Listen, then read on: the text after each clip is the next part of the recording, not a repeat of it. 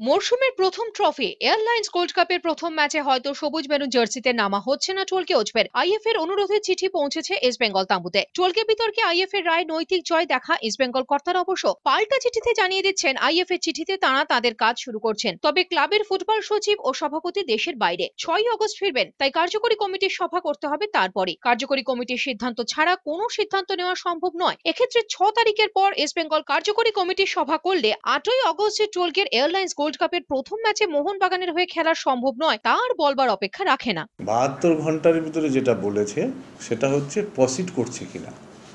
আমরা তো প্রসিড করছি, মিটিংটা ডাকা মানেই তো প্রসিড করা।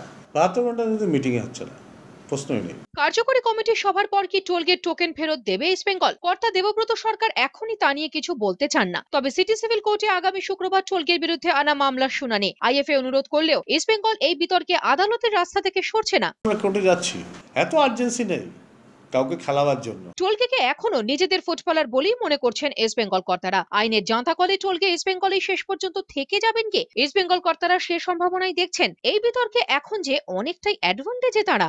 আমাদের প্লেয়ার আমরা ছাড়বো কি রাখবো, ফিউচার উইল সে। আইএফএ সচিবের কথার অনুরোধ রাখবো কি রাখবো না, ভবিষ্যৎ বলবে।